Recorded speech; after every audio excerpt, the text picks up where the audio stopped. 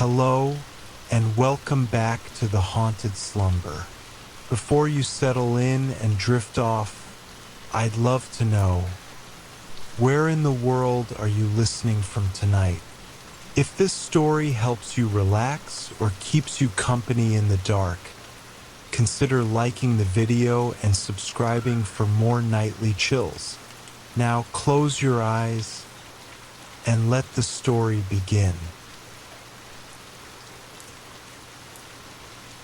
The Lantern Man.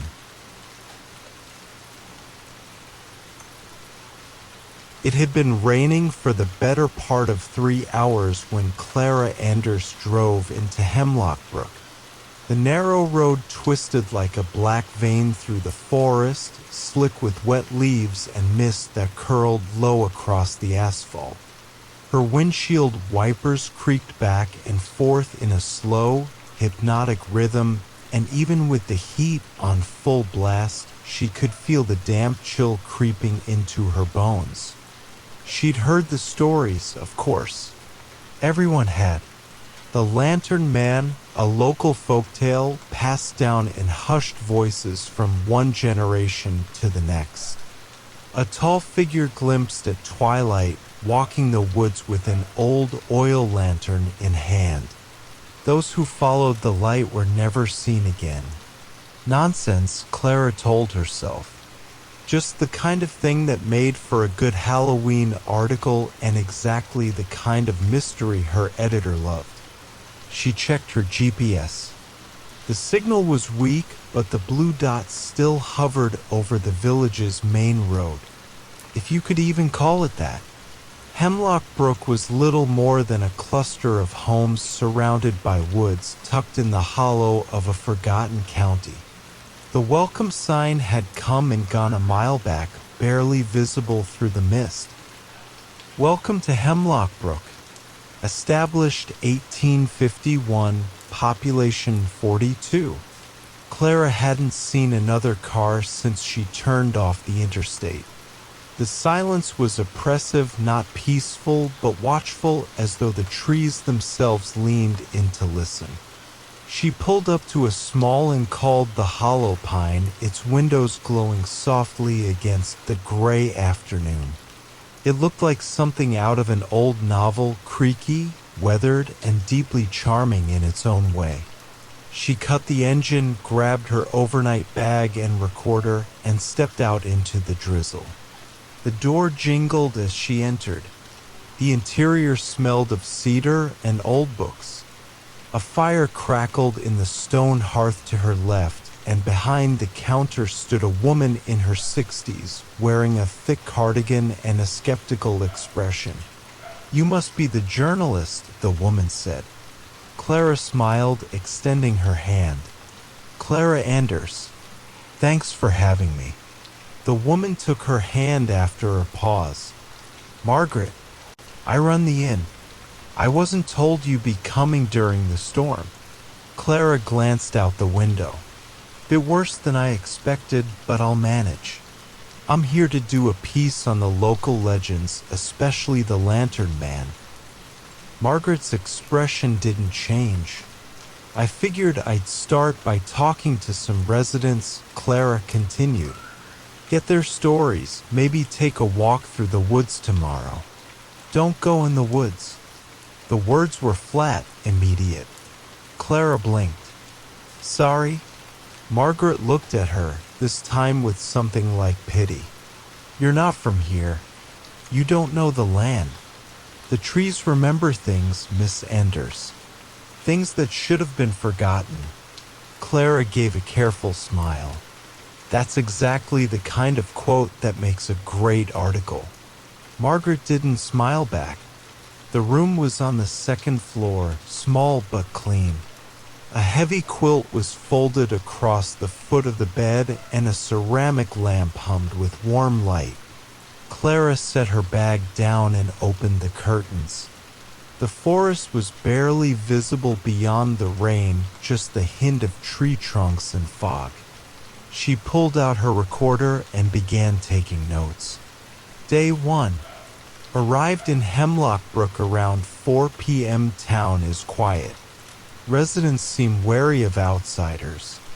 Already encountered strong feelings about the Lantern Man legend, possibly rooted in older local beliefs. Need to verify. She paused, then added, Margaret, innkeeper, warned me not to go into the woods. Direct quote, the trees remember. Interesting phrasing. May relate to pagan history or local trauma. Possible angle. She clicked off the recorder and stared at her reflection in the rain-speckled window. Somewhere out there, through the fog, she thought she saw a flicker of light. A soft, amber glow that pulsed once and vanished. Clara frowned. A lantern? No, just a trick of the light. Still, she pulled the curtain closed. Dinner was served in a small dining room with two other guests, an elderly couple who said almost nothing. Clara tried to make small talk, but their responses were clipped and cautious. When she mentioned her article, they stiffened. You won't find anything good in that story, the woman said. Her husband nodded slowly. Some lights should be left alone. Clara scribbled the quote down as soon as she returned to her room. She spent the evening reviewing old newspaper clippings she'd printed back in the city. The Lantern Man had popped up in regional lore as early as the 1900s, always described as a tall man with no visible face, carrying an oil lantern through the forest. There were several disappearances connected to the myth, though nothing ever proven. Hikers, hunters, a child in 1978, and as recently as 2009, a college student camping nearby had vanished, her tent found undisturbed but empty. Clara yawned, stretching. She turned off the light. The wind howled outside, brushing against the windows like fingers. Somewhere in the distance, faint, so faint, a single metallic clink echoed in the night, like the swing of a lantern's handle. She told herself it was nothing, and slept. She awoke at 3:12 a.m. No reason, just a feeling. The room was still, the fire downstairs long extinguished. But through the curtains, something flickered. Clara sat up slowly. Her heart beat a little faster now. She moved to the window and gently parted the curtains. There, at the edge of the trees, barely visible through the mist, was a light. A small, swaying amber glow. It moved left, then right, then disappeared behind a tree. Clara stared, breath held. Then the light appeared again, a little closer. She stepped back from the window, unsure why exactly. The room felt colder. She reached for her phone to take a picture, but by the time she turned it on, the light was gone. She waited a long time, staring into the trees. Eventually, she went back to bed. She did not sleep. The morning was damp and gray. Mist clung to the windowsills like spider webs, and the forest beyond the inn stood silent, motionless, like a painting that had absorbed sound. Clara sat at the small table in the breakfast room, stirring her coffee without drinking it. Her eyes were tired. She hadn't slept well after seeing the light, or thinking she had. Across the room, Margaret appeared with a plate of eggs and toast. She set it down without a word. Clara hesitated. Do people around here still see him? The Lantern Man. Margaret didn't look at her. She refilled Clara's coffee and said, "You should go home." That wasn't a no. Clara pushed her plate aside and grabbed her recorder from her bag. I saw something last night. A light in the woods. Margaret's eyes lifted slowly. And you're still here." There was no sarcasm in her voice, only sadness. Clara clicked the recorder on. "Have you seen it too?" Margaret didn't answer right away. Then, very softly, she said, "My brother followed it when we were children. He thought it was a fairy. I told him not to. I was too scared to move. He walked into the trees."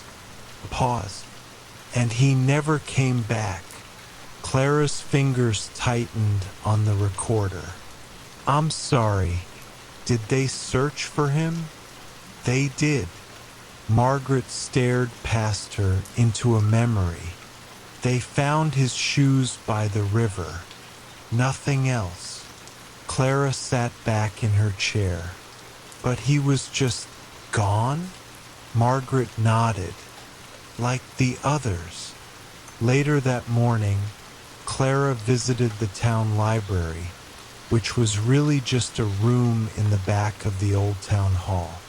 A young man named Aaron sat behind the desk, earbuds in, bobbing his head to some invisible rhythm. She cleared her throat. He pulled one out. "Hey, you the one writing about the Lantern Man?" "Guilty." She smiled. "Know anything worth sharing?" Aaron scratched his chin. "Don't go looking for him. That's what people tell you. My granddad said the light comes for the ones who look too hard." "You believe that?" "I don't know," he said. "I've seen the light. Once." Clara perked up. "Can you tell me what happened?" Aaron looked around the empty room, as if unsure he should speak at all. Then, in a low voice, he said, "It was last year, fall. I was walking near Brook's End Trail, just before sunset. Saw this amber glow through the trees. I thought it was another hiker." He hesitated, but it moved strange. Too steady. No bob to it, you know? And no sound, like it was just there. "What did you do?" "I ran. Didn't think about it. Just turned around and ran. But for a second, just before I turned, I saw him." Clara's mouth went dry. "What did he look like?" Aaron shook his head. "Tall, thin, wearing some kind of coat. Couldn't see his face. Just this lantern in his hand. And the flame wasn't right. Wasn't right. It flickered inward," he said, "like it was pulling light into itself instead of giving it off." Clara sat in silence, absorbing the detail. It was perfect, eerie, unique, and more than that, it had the ring of truth. By late afternoon, the clouds had broken just enough to allow a milky sliver of sun through the mist. Clara decided to walk the edge of the woods, just to get a feel for the place. She stayed near the main road, recorder in one hand, camera slung around her shoulder. The trees were ancient, twisted oaks and tall pines, their bark black with moisture. The underbrush was thick, but well trodden near the trail. Everything felt too still, like the forest had inhaled and never exhaled. She walked for 20 minutes, listening. No birds, no insects, just the occasional creak of a branch far above her head. Then something caught her eye. Tied to a tree at the edge of the trail was a string of small bells, weathered and rusted.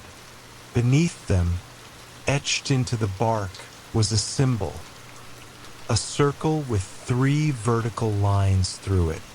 She took a picture. Later, back at the inn, she showed it to Margaret. The older woman's face turned pale. "Where did you see this?" "About a mile into Brook's End." Margaret shook her head slowly. "That's an old ward. The bells were hung to keep the light away. The symbol, too. People used to think it fooled the lantern man, made him think someone was already claimed." Clara blinked. "Claimed?" Margaret only whispered, "He doesn't take randomly.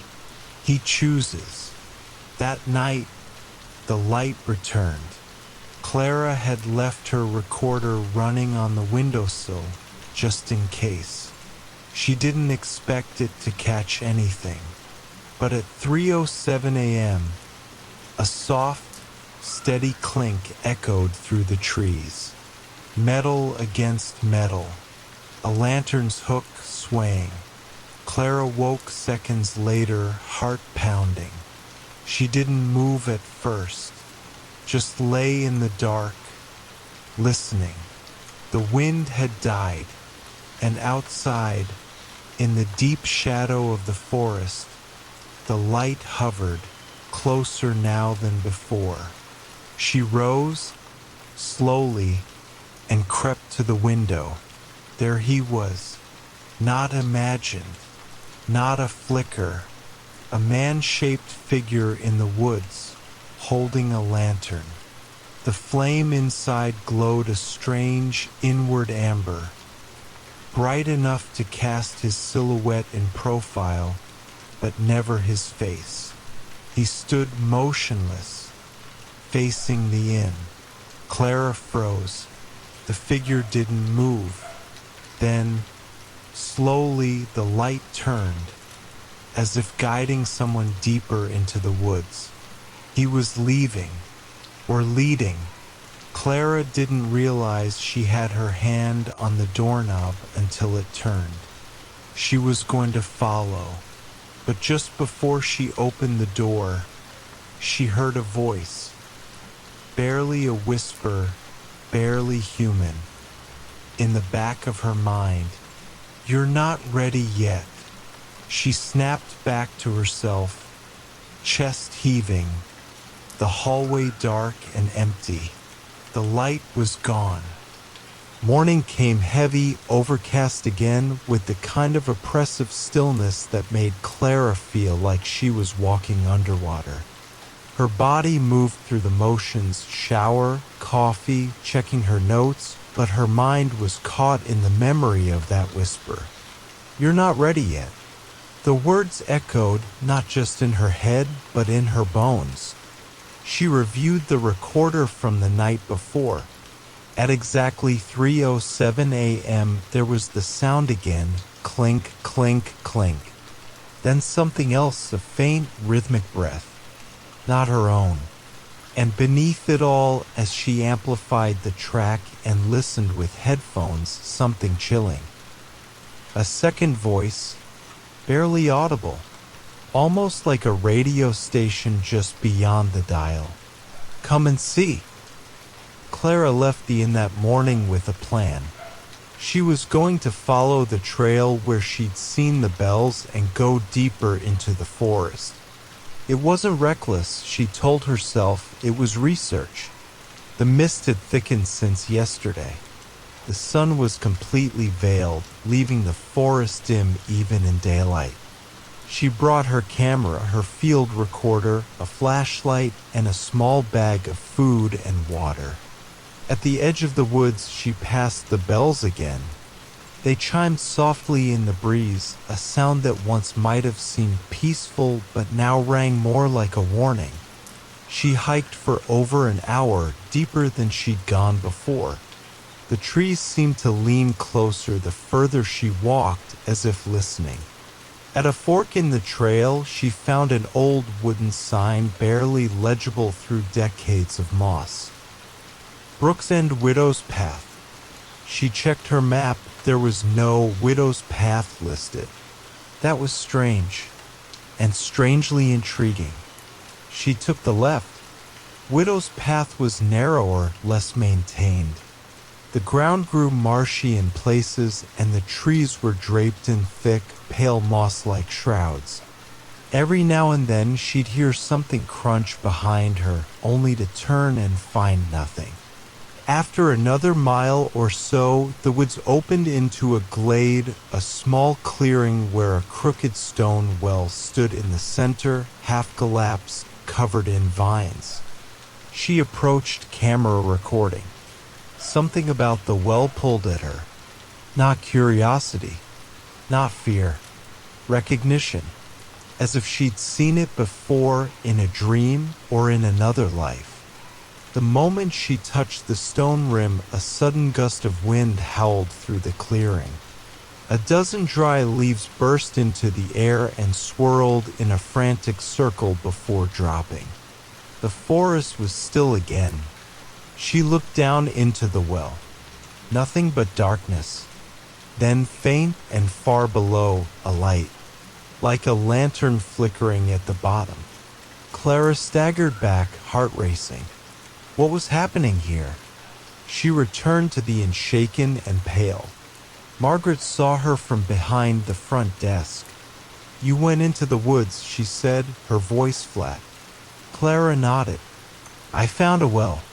Margaret's lips pressed together. "Widow's Well. That's what we called it. It's older than the town. We were told never to go near it." "Why?"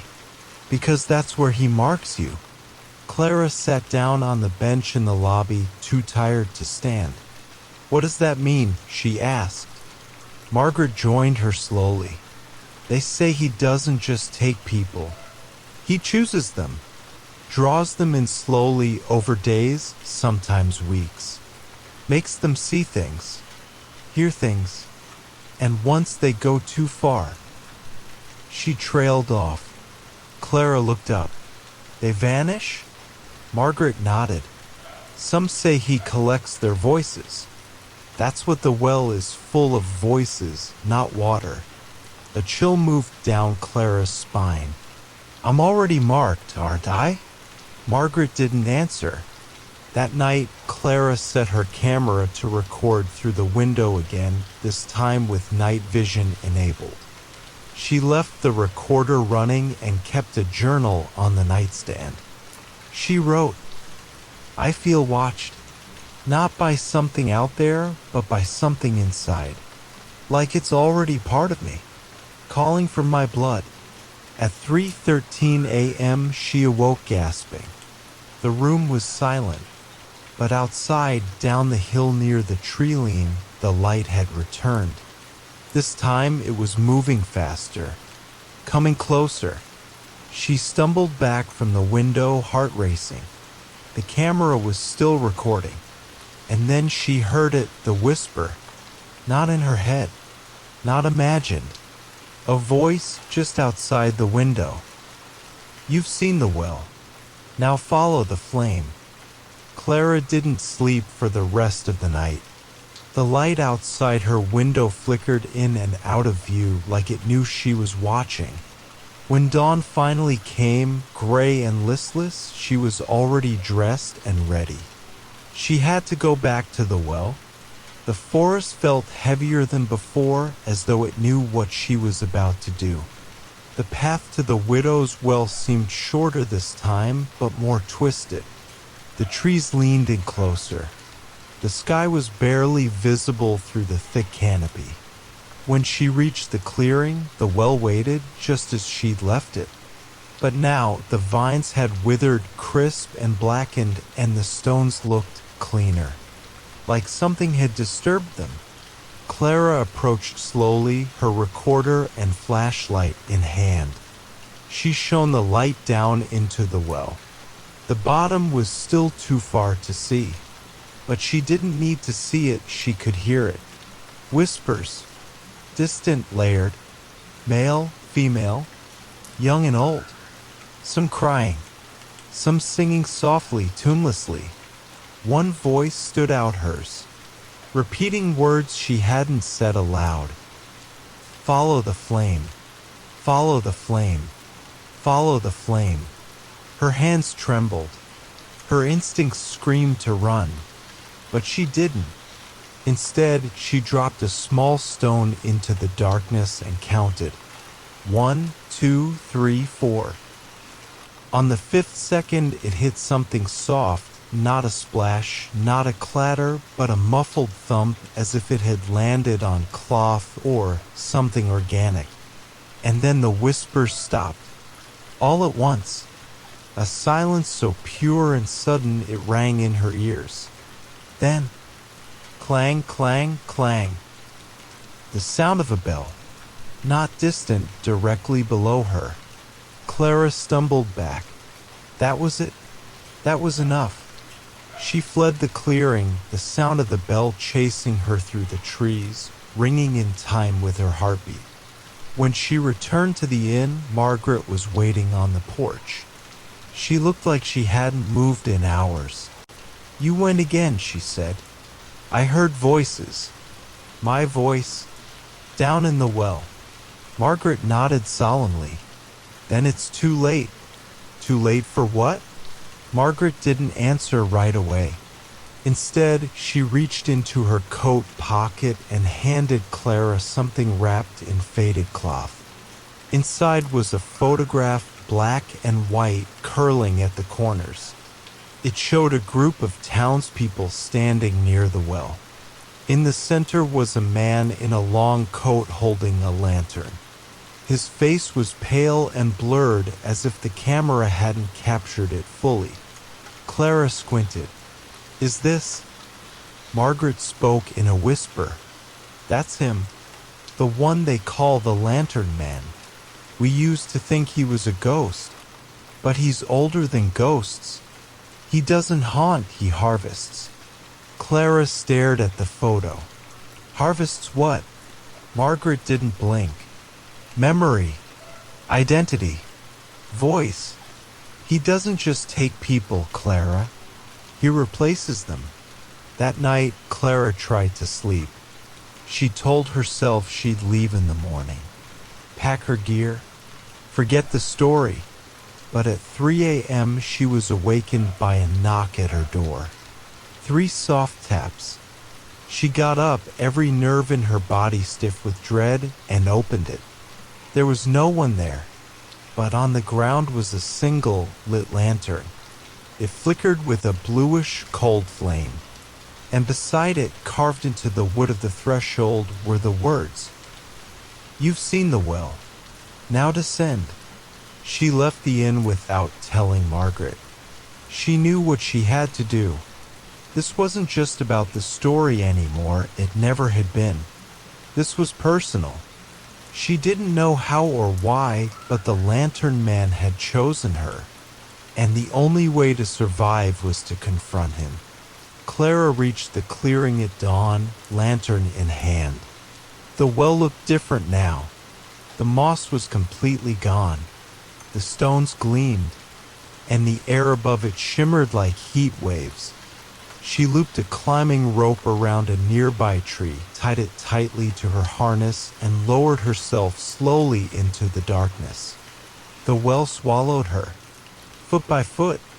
The light above faded until it became a pinprick, then vanished. All around her, the air was thick, damp, and full of sound. Whispers, giggles, and sighs pressed in from every direction. After what felt like forever, her feet touched something solid, a soft, loamy floor. She was no longer in a well. She was in a chamber. Stone walls stretched out in all directions, etched with names, hundreds of them, some familiar. And then she heard her own name whispered from behind. "Clara." She turned slowly. A figure stood there, tall, shadowed, lantern in hand. His face was not a face, it shifted and shimmered, a blur of features. Male, female, young, old, and in the center of that ghostly visage, her own eyes. The Lantern Man raised the flame. "You came," he whispered. Clara stepped back. "What do you want from me?" to finish what was begun. He stepped forward. The light flared, and everything went black. When Clara opened her eyes, she wasn't in the stone chamber anymore. She was in a room. It looked like a child's bedroom, old-fashioned and faded, lit only by a pale bluish light from a lantern hanging above. The wallpaper was peeling. Toys lay scattered on the floor, their glassy eyes staring. A rocking horse creaked softly in the corner, though no wind moved it. On the wall above the bed was a mirror. Clara approached it. What she saw made her heart stop. It was her reflection, but not quite. The expression was wrong. The eyes were blank, distant. A strange, crooked smile tugged at her lips. The reflection moved a heartbeat too slow, like a poorly synced video feed. Behind her, the door creaked open. The lantern man stood in the doorway, but now he wore her face. Not just her features, her posture, her voice, her memories. When he spoke, it was like listening to herself in a dream. "You left the door open, Clara," he said. "You let me in. I didn't mean to. Doesn't matter. The invitation was made. And now you belong." She stepped back. "I'm not staying here." The lantern man smiled. "But you already are." He raised the lantern. The flame inside flared, and suddenly the room dissolved. The walls melted away like smoke. The bed, the toys, the mirror all faded into black. Clara was falling. Through air, through darkness, through voices. She landed hard on cold stone. Back in the chamber, the lantern man towered over her, the lantern burning like a blue sun. All around them, the walls pulsed, names shifting and rewriting themselves. Hers began to glow. Clara Hart, and then it began to fade. Letter by letter, as if her very name was being undone. She screamed, and in that scream she heard her own voice echo, but from 100 mouths. The missing, the taken, they were here, and they were her. She scrambled to her feet, running through a corridor that hadn't been there before. Stone gave way to wood, then to dirt, then to water. Her footsteps echoed, but not in sync. Something was running with her, or after her. Whispers surged in her ears, louder than before. "You let him see you. You gave him your voice. You answered the knock." She turned a corner and found herself back at the base of the well. The rope still hung from the opening above, barely visible. But before she could reach it, a hand grabbed her ankle. She fell hard. Hands emerged from the stone, dozens of them, pale, featureless, pulling her down. She screamed and thrashed, kicking them away. And then she remembered. The recorder, still clipped to her coat. She grabbed it and hit play. The last thing she'd recorded, the sound of her own voice saying, "I am Clara Hart. I am real. I am not yours." The chamber shook. The hands recoiled. The lantern man appeared again, but this time flickering, unstable. Her voice from the recorder grew louder, stronger. The names on the wall began to reappear, not just hers, but all of them. Faces formed in the stone, and one by one they looked away from him. The lantern man let out a hollow shriek, a sound like wind through dead leaves. And then he collapsed into smoke, the lantern hitting the ground with a hiss. The blue flame went out, and Clara climbed, hand over hand, scraping her fingers raw, the walls closing in, the air thinning, until she burst into daylight. The well behind her, the rope slack. She lay on the grass for what felt like hours. Eventually she stood. The clearing was silent. The trees still. The whispers were gone. Clara left Ridgewood that day. She never aired the full story, but sometimes late at night when she listens to her old recordings, she hears things that shouldn't be there. Voices layered beneath her own. Not whispering, but waiting. Epilogue. Margaret's Inn was found abandoned 2 weeks later. No signs of struggle. No guests. No footprints. But on the porch a lantern sat, unlit, and on the threshold a new name was carved. Margaret Finch.